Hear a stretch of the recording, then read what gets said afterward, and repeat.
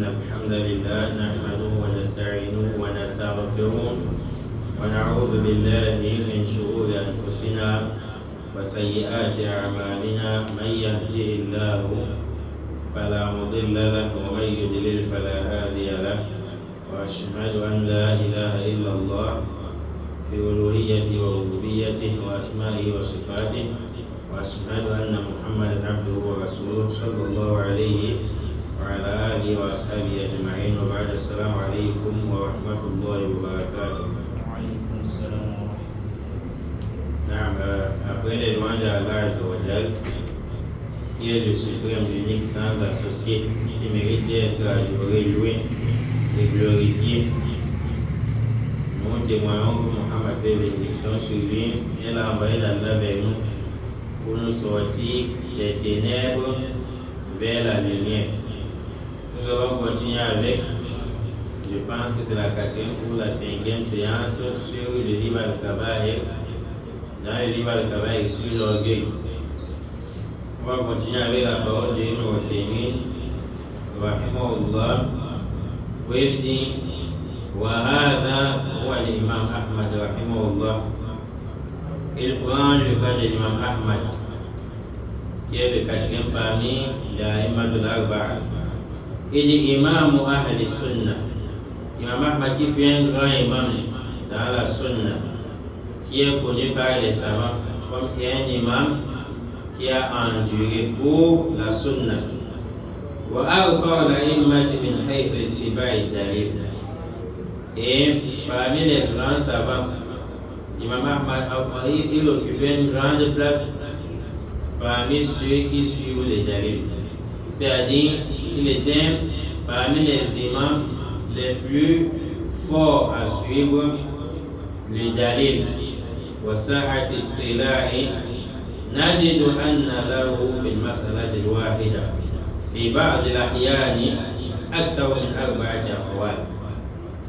Imam Ahmad qui était un grand savant malgré sa science, ses éloges auprès des savants, Ibn Uthaymin dit nous nous rendons compte que dans certains sujets, l'imam Ahmad apporte la réponse à un sujet plus de 4 paroles, plus de 4 réponses. Pourquoi plus de 4 réponses? Pas parce qu'il est un ignorant, parce qu'il est un ignorant. C'est pas parce qu'il n'a pas la science, mais juste parce qu'il veut la vérité. C'est la raison pour laquelle nous avait dit précédemment, lorsque tu retrouves la vérité, abandonne ta position et suis la vérité. Je peux ne pas être orgueilleux. Et nous terminons des cas, c'est le diable, il faut comprendre que c'est le diable qui embellit souvent aux gens et dit, si tu abandonnes ta position, les gens vont te mourir. Et nous terminons des balles, mais dans le cas contraire, quand on va voir que tu abandonnes ta position dans laquelle tu étais hier, pour suivre une autre position parce que tu as vu la vérité là-bas, Allah va faire à ce que les gens, dans le cas contraire, puissent t'aimer. On va dire que tel imam, tel prédicateur, lorsqu'il voit la vérité, il suit la vérité, il ne suit pas sa passion. Imam Ahmad, lorsqu'il veut donner la réponse à une question, il y avait des cas où il avait plus de 4 paroles sur un sujet. Pourquoi plus de 4 paroles? Parce qu'il ne suit pas sa passion. S'il suivait sa passion, il devrait demeurer sur sa position, quel qu'en soit le délai qu'on va lui apporter. Il ne suit pas. Et l'Uthaymin dit l'imam. Pourquoi est-ce que l'imam Ahmad, qui était un grand savant connu dans la Sunna, on s'en rend compte qu'il apporte souvent 4 paroles à un seul sujet, au lieu d'apporter une seule parole?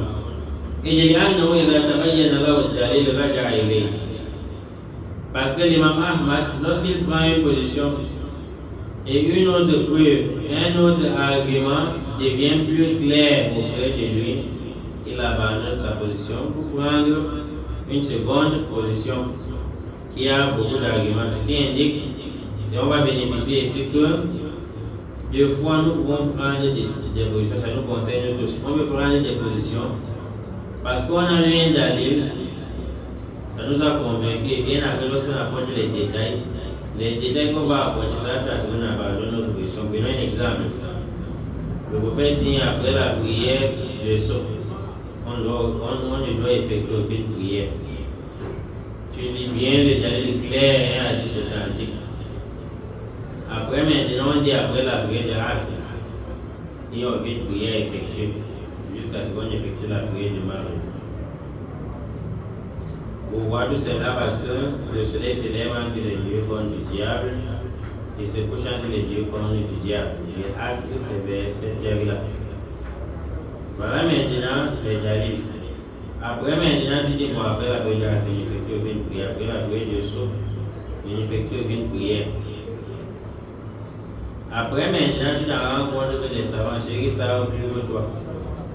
Après la prière de Souk, s'ils n'ont pas effectué la caractère il-Fajr, ils vont se mettre à l'effectuer. Ils vont se mettre à l'effectuer. Après la prière de l'imam, on se rend compte qu'ils sont en train d'effectuer après la prière de Souk. Maintenant, que faire? On va maintenant apporter beaucoup de paroles de hadith et on va joindre avec le hadith qui interdit de prier après Asr, qui interdit de prier après Souk.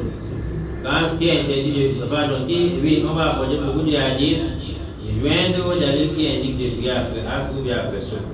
Tu vas voir maintenant que on peut prier dans certains cas. Alors quand ils disent on va prier après Souk, ce n'est pas l'idée.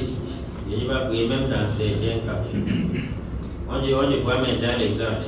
On dit quand quelqu'un fait le tawaf, ou la Umrah vient le Hajj, et ça coïncide avec l'heure de Asr, ou bien ça coïncide, la fin de son tawaf coïncide après ça, il faut qu'il fasse 2 rakats après Maqam Ibrahim. Il ne va plus faire et aller continuer son pèlerinage ou bien sa Umrah comme ça. Tu vas dire non. Voilà comment ça va t'amener à réfléchir. Et quand on va traiter le sujet apporter plusieurs autres détails, tu vas voir que celui qui n'a pas effectué le rakat, il faut dire. Parce que lui, le prophète a dit dans le climat de cela, lorsqu'on fait la réforme pour la prière, il n'y a aucune prière à effectuer, sauf la prière de Maktouba, la prière obligatoire. Donc le prophète m'a dit effectuer la rakat, il faut dire lorsqu'on a envie de faire la réforme. Un autre détail qu'on va apporter, dit le prophète ne sait jamais. Il va garder il faut dire. C'est d'ailleurs fait non à ce que si tu as l'empêchement, tu peux effectuer après ça. Quand tu vois les dalils qui est clair, les hadiths qui disent qu'on doit effectuer une prière après ça, tu vas joindre à ceci, tu vas effectuer. Alors qu'avant tu n'effectuais pas. Donc voilà comment l'être humain doit être. L'imam Ahmad rahimahullah, il prend une position. C'est la raison pour laquelle nous disons souvent, lorsqu'il y a divergence, il nous féminin. On peut dire que nous avons divergé. C'est-à-dire une chose est licite, l'autre dit que ce n'est pas licite. Il nous dit qu'on peut diverger. Mais si on apporte un dalil que les dieux qui étaient en train de diverger n'avaient pas apporté ce dalil. On apporte un dalil plus clair, on peut dire qu'il y a divergence entre les savants. Et c'est ce qui arrive souvent aux gens. Peut-être nous pouvons être là en train de diverger sur un sujet. Tu apportes un hadith, j'apporte un autre hadith. Pourquoi la divergence? Les Khafa et Dalil, parfois les Dalil est caché. Après maintenant, on apporte un hadith clair qui clarifie cela. Dans ce qu'on ne va plus dire, il y a divergence entre les savants. Peut-être les premiers savants ont divergé parce que l'un était par exemple, loin il vivait à Yaoundé. L'autre qui avait le Dalil clair, il vivait par exemple en Égypte. Et un autre à Fumba. Celui de Yaoundé vivait avec celui de Fumba. Ils ne connaissent pas les hadiths qui est en Égypte. Après maintenant, ces savants meurent. Les savants viennent après, ils rassemblent les dalils avec les dalils de l'Égypte, que ceux-là à leur époque ne pouvaient pas en avoir parce qu'ils n'ont pas la voiture, les montures comme nous aujourd'hui, l'avion, où tu pouvais quitter d'ici pour l'Égypte en un clin d'œil. Pour quitter, par exemple, du Cameroun pour l'Égypte, il fallait partir à travers en utilisant les chameaux. Mais toi aujourd'hui, en un clin d'œil, tu es en Égypte. Et on dit les informations que tu veux collecter maintenant, avant, tu ne peux pas collecter. Donc, on peut avoir divergence avant. Après, maintenant, tu vois le dalil qui est plus clair. C'est obligatoire de suivre. Même au féminin, dans ce cas, tu ne vas plus dire que les savants ont divergé. Tu ne vas plus dire que les savants ont divergé. Il dit, l'imam Ahmad rahimahullah, il retournait sur la position lorsqu'il voit la clarification. وهكذا شأن كل إنسان منصف منصب عليه أن يتبع الدليل حيثما كان. Et donc c'est obligatoire, c'est ainsi qu'un bon musulman doit faire. Tout être humain, soit qui prétend la sunna, qui est munsif, juste, un être humain qui est juste dans son islam, dans sa sunna, il doit suivre les dalil. حيثما كان, quelle qu'en soit sa providence. Et Allah nous a éprouvé aujourd'hui, quand il y a beaucoup de divergences dans la religion, les chefs qui est par exemple en Gagné, vous le suivez, vous apprenez chez lui. Un autre chef est par exemple à Aqua, il y a divergence. Après maintenant, celui d'Aqua, il apporte beaucoup de dalil qui indiquent que sa position est vraie. Vous dites non, non, le chef ici, là, c'est un grand chef. Là, il n'y a pas question d'un grand chef ici. Vous allez voir dans un passage, un livre de Kabaï, je pense que c'est Ibn Abbas, qui parle où des compagnons avaient peur de nous dans la mesure où on va voir un savant prêcher et quelqu'un qui n'atteint pas à sa cheville dans la science, il vient apporter la parole du prophète. Les gens refusent la parole du prophète parce qu'il est trop petit pour suivre celui-là, le savant, dans le fanatisme.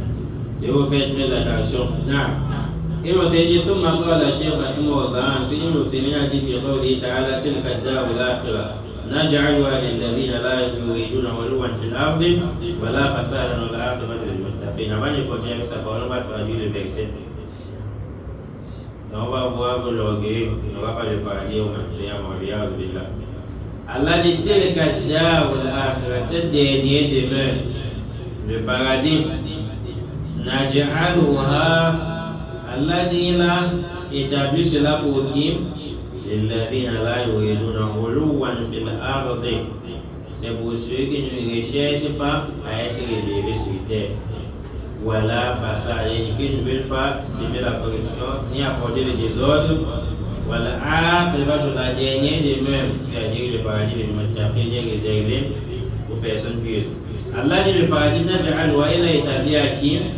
الذين لا يريدون علوا في الأرض ولا فسادا, pour ceux qui ne cherchent pas à s'élever sur terre. On doit méditer sur ce passage. C'est dans la sourate verset 83. Allah dit l'au-delà, le paradis, Allah a réservé uniquement à ceux qui ne veulent pas, qui ne recherchent pas à être élevés sur terre. C'est-à-dire la plupart des gens qui ont fait des éloges aujourd'hui, qui ont un grand rang social, la plupart de ceux sont des mécréants. Allez même voir dans le Coran, la plupart des mécréants ont été des rois waliya billah. Pharaon, lorsqu'il était envoyé là, Dieu n'a pas beaucoup là, il a eu de Seigneur le Très-Haut. Ça c'est à travers son arrogance. Il est moins mécréant. Nous mourons à Dieu n'a pas eu dans la soirée, moi je tue et je donne la vie. Alors que c'est uniquement Allah qui tue, qui donne la vie. Tu vas voir d'autres rois comme celui de la soirée Al-Kourouj, qui voulait qu'on l'adore, qu'on le prenne pour divinité. Quand tu veux adorer Allah en dehors de lui, faire ce qu'on te brûle, dans la position qu'on appelle Al-Khudud. Dans la plupart des personnes qui ont un grand rang sur terre sont des rangs qui les éloignent de l'au-delà du paradis. C'est la raison pour laquelle vous allez voir le bienfait d'Allah sur un individu. C'est pas parce que tu es ministre sur terre, c'est pas parce que tu es roi, c'est pas parce que tu as la voiture, c'est pas parce que tu es le plus riche du quartier, là, abadan. Allah dit l'au-delà est réservé à ceux qui ne veulent pas être élevés. Regardez ceux qui veulent souvent être élevés sur terre. Vous allez constater qu'il y a le fanatisme. Parfois, quelqu'un voit la vérité de l'autre côté, il ne veut pas accepter. Parce que s'il accepte son chef, il va se fâcher contre lui. Ça, c'est l'égarement. Et si son chef se fâche contre lui, comme son chef a un réseau d'Arabie Saoudite, comme son chef a un réseau pour trouver de l'argent, comme son chef est dans une grande mosquée, c'est qu'il va perdre la place. C'est donc on dit, celui-ci en réalité n'est pas sincère. C'est la raison pour laquelle ne soyez pas surpris un jour où vous voyez quelqu'un qui est salafi, mais à un moment donné, après 10 ans, tu le vois en train de fumer. Tu le vois dans une vie dont tu n'imaginais pas. Allah se dit, Allah n'égare que des personnes pervers, ceux qui sont pervers. Et on dit quand Allah est là, c'est pas là, il a le facile, il a d'abord été pervers avant qu'Allah soit illégal. Le problème c'est lui, ce n'est pas Allah. Si je vois une personne qui était toujours à la mosquée, Masha'Allah, un imam que j'aimais beaucoup, il est égaré, sache que dans son cœur là, peut-être étant imam, il cherchait le gain du bas monde. Non, il cherche le gain du bas monde. Lorsque ce gain s'écarte, tu vas voir, il y a un qui ne va plus résister dans la religion. Il en est de même avec les orgueils, ou bien ceux qui sont des fanatiques. Tu vas voir les fanatiques, il y a un qui cherche le gain du bas monde, il veut que son chef soit toujours, il y a un fier de lui. Celui-ci a échangé la fierté d'Allah sur lui par rapport à la fierté du chef. Je vous fais très attention. Allah dit l'autre, il s'est réservé à ceux qui ne cherchent pas à être élevés. C'est la raison pour laquelle, dans la sunna, faites l'effort de côtoyer les savants ou les prédicateurs qui ne cherchent pas de place. C'est-à-dire quand il y a la vérité à dire, il ferme les yeux et dit la vérité. Ça c'est l'aide de celui qui veut être guidé par Allah. Quand il y a celui qui cherche à être élevé, même dans la sunna, vous allez constater que lorsqu'il est dans son cas, il guette l'argent ici, il guette qu'on l'élève ici, il va faire l'effort de cacher, de faire comme ça. Quand il est dans, on lui dit, mes chers, tu avais dit telle chose c'est haram, on voit qu'un tel a fait. Il y a un tel qui a fait ça, il est avec lui. Tu vas voir comment il va prendre des années, tu vas faire comme ça, contourner pour lui donner raison. Et quand il conduit, il tombe dans un grand danger, il a caché la vérité. Et dans le livre Al-Kabaïr, il y a un péché là. Kitman, le fait de cacher la vérité. Son châtiment, c'est voyons mal créé. Comme tu t'es tué sans dire la vérité, on va te dire à tes terres en enfer. On va mettre les jambes, c'est comme les oies sur la bouche des chevaux. On va mettre sur ta bouche. On va sceller ta bouche avec un mal créé. Quand tu t'étais sur la vérité, à cause du gain, tu vas commencer sur le paradis, ce n'est pas pour toi. Même si chaque jour tu es à la mosquée, même si chaque jour tu fais des converses, même si tu adores Allah, on va comment Inch'Allah, celui-ci il adore Allah. Tant que ton intention, tu veux être élevé, Allah dit non, ce n'est pas pour toi. Non. Allah dit non, c'est pour ceux qui ne cherchent pas à être élevés sur terre, qui ne veulent pas le gain, tu vas en chercher. Donc, celui qui a encore l'amour, tu vas prendre dans son cœur. Sache que tu es en train de perdre l'au-delà. C'est la raison pour laquelle dans la soirée Allah dit mal mais vous avez plutôt choisi le bas monde, c'est-à-dire le gain du bas monde, alors que préférer l'au-delà, c'est ça, frère, qui est meilleur et durable.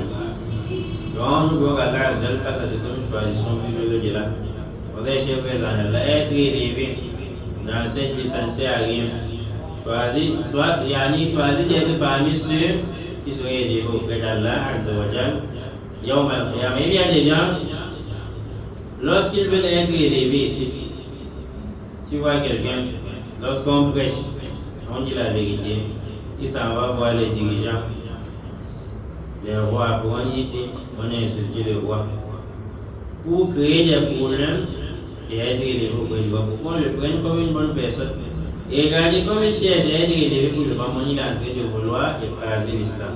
Donc à chaque fois que quelqu'un veut être élevé dans le bas-monde, même si c'est un savant, si vous voyez un savant qui cherche à être élevé dans le bas-monde, qui cherche des statuts dans le bas-monde, à être, il cherche les vues dans le bas-monde, sache que quelque part dans la religion va briser, la religion est à l'âge d'elle, il ne sera pas avec lui. Non. Ibn Uthaymin dit, ou bien dans le verset, Allah dit à ceux qui ne veulent pas être élevés dans le bas monde, voilà façade. Et ceux qui ne veulent pas semer la corruption, le désordre sur terre. Le désordre sur terre, c'est à travers la désobéissance. Parmi les grands désordres sur terre, il y a le shirk. Parce que quand tu apportes le shirk, tu as semé le désordre sur terre. Quand tu apportes le shirk, tu lances la maladie d'un gain sur quelqu'un, on va soupçonner l'enfant d'autrui alors qu'en réalité ce n'est pas lui. Tu lances le mauvais sort sur les gens. Dans la possession suspecte, les gens qui ne sont pas concernés. Ou bien tu lances la maladie sur quelqu'un. Tout l'argent qu'il pouvait construire une maison, l'argent qu'il pouvait épouser une autre femme, voilà en train de marcher dans des hôpitaux. Donc le shirk, la sorcellerie, c'est parmi les plus grands désordres sur terre. Il n'y a aucun désordre sur terre qui dépasse le shirk. Donc celui qui commet le shirk, celui-ci, le paradis n'est pas réservé à ces genres de personnes. Un autre désordre sur terre, le vol. Qu'est-ce qui indique que le vol c'est le désordre sur terre? Lorsqu'on a accusé les frères de Youssouf, ils ont volé le gobelet du roi. Et dit, c'est vous connaissez Mahdi, il a l'énoncé d'Afrique. Donc nous ne sommes pas venus s'aimer les désordres sur terre, c'est-à-dire en Égypte, on a connu à ça, et nous ne sommes pas des voleurs. Ils ont détaillé le vol en indiquant que le vol, c'est le désordre sur terre. Donc cela indique que le vol c'est le désordre sur terre, parce que c'est à cause d'un vol dans la mosquée que les gens salissent la maison d'Allah. C'est à cause d'un vol qui a eu lieu dans un ou quelconque dans la mosquée que les gens ne sont plus concentrés. Malheur à toi, malheur à toi, malheur à toi le voleur. Toute leur concentration manquée dans la prière. Sache que tu vas porter ça au Qiyam. C'est à cause du vol qu'on a prié dans les mosquées 20 ans, 30 ans, on n'est pas concentré. Ces péchés de manque de concentration pendant 20 ans de prière, 30 ans, 5 fois par jour, tu vas porter ça auprès d'Allah. C'est à cause du vol que certains ne s'embellissent plus pour venir dans les maisons d'Allah. Si je porte un habit cher, je dois avoir une barbouche chère. Tu m'appelles, je porte ma barbouche chère.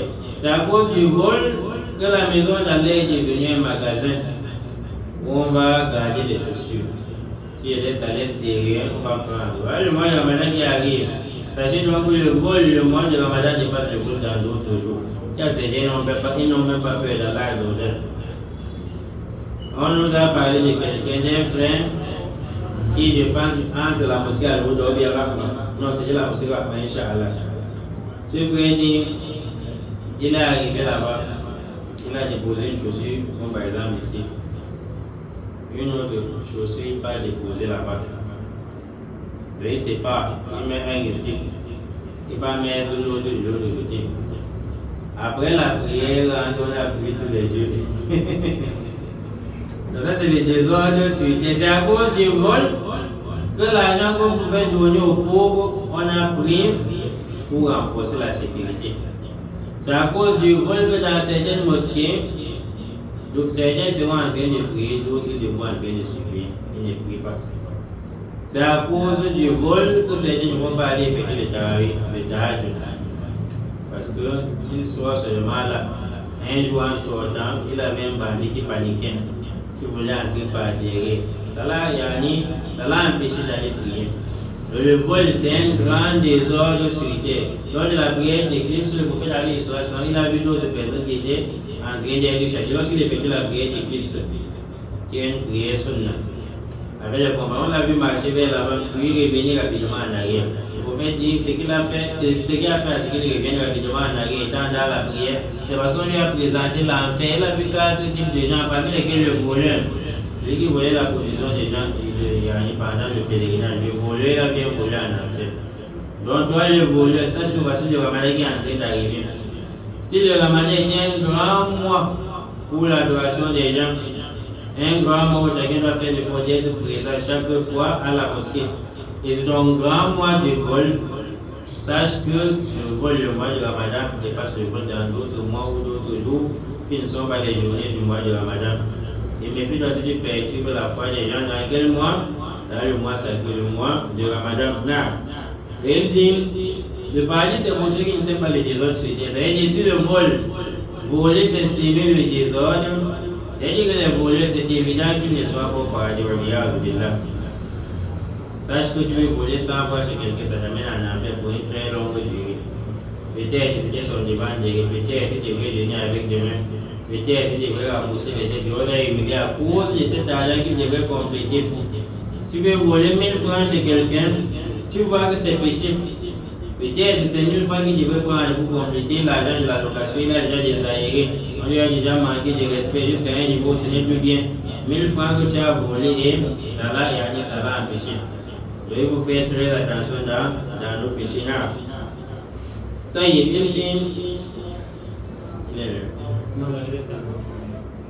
Il dit لا يريدون التعالي على الحق ولا التعالي على الخلق. Car Allah dit, l'au-delà c'est réservé à ceux qui ne veulent pas se lever sur terre, qui ne cherchent pas à se lever. Une autre dit le sens c'est quoi? C'est réservé à ceux qui ne veulent pas s'élever sur la vérité sur terre. Voilà ta'ala al-khalq qui ne veulent non plus s'élever au-dessus des créatures. C'est-à-dire qu'il y a des gens dont sa personnalité est très capitale plus que la vérité. Quand je vais prêcher, je dois prêcher sur quel thème? Le théorie? Non. La feuille de shirk là. On n'entre pas trop dans les chapelets. Il ne faut pas trop parler, on appelle ça des gris-gris. Parce que peut-être il fait des gris-gris. Dans sa personnalité, c'est d'abord ça avant la vérité. Tu veux prêcher sur quoi? Tu veux prêcher sur le vol dans la mosquée. Peut-être il est un voleur. Tu veux prêcher sur quoi? Tu veux prêcher sur l'injustice des dirigeants. Peut-être lui il a commis des injustices. Il ne veut pas qu'on prêche Jésus. C'est-à-dire qu'il veut s'élever sur la vérité. C'est d'abord son honneur avant tout. Les orgueils s'élèvent sur la vérité. Quand il est orgueilleux, il commet des erreurs. Tu es en train de parler, Allah a dit, le prophète a dit qu'il ne veut pas que tu entames le thème qui a un lien avec son orgueil. On doit cacher la parole d'Allah. Celui-ci, il s'est élevé sur la vérité. Il n'aura pas le paradis au liard. Il nous dit le deuxième sens, c'est ceux qui ne veulent pas s'élever sur les créatures. C'est-à-dire, tu fais comme si tu es déjà arrivé, tu manques de respect aux gens, tu piétines les créatures d'Allah aux gens. Et nous continue en disant, comme Allah dit la dernière demeure, c'est-à-dire le paradis réservé aux personnes pieuses. Il dit, il y a 4 demeures de l'être humain. La première demeure de l'être humain, c'est quoi ton économie? C'est dans le ventre de sa maman. Quand tu es dans le ventre de ta maman, tu es dans un autre monde, ou une autre demeure. Deuxième demeure, il a fait deuxième demeure ou deuxième endroit où tu as vécu, c'est lorsque tu sors du ventre de ta mère vers la demeure du bas monde. Nous sommes dans la deuxième demeure, il reste 2. Troisième demeure, c'est de la tombe jusqu'au jour de la résurrection. Voilà la troisième vie que tu vas mener. Et la quatrième demeure, c'est la dernière demeure. Yaoum al-Qiyam, soit en enfer, soit au paradis. Donc ne voyez jamais la tombe. Quelqu'un vous dit il a entamé sa dernière demeure. La tombe n'est pas la dernière demeure, mais c'est plutôt la troisième, l'avant-dernière demeure. Voyez al-Qarar. Yaoum al-Qiyam, le jour dernier, c'est là, la demeure de la stabilité. Ça ne va pas changer un jour. Allah Azzawajal dit, dans ce qui concerne cette dernière demeure, c'est réservé à ceux qui ne veulent pas s'aimer le désordre sur terre et aussi à ceux qui ne veulent pas s'élever, s'enorgueillir, s'enflammer d'orgueil vis-à-vis des créatures et vis-à-vis de la vérité. Et il dit, regardez, Allah dit là, Yaoum al-Qiyam est réservé, c'est-à-dire le paradis à ceux qui, là, ils ne veulent pas. Ils n'ont pas l'intention, dans leur intention, ils n'ont pas voulu s'élever sur la vérité, s'élever sur les créatures, et s'élever les autres. Donc, ils n'ont même pas cette intention-là. Ils nous aimé de combien de fois celui qui l'a fait. Donc, je dirais ceci, lorsqu'il y a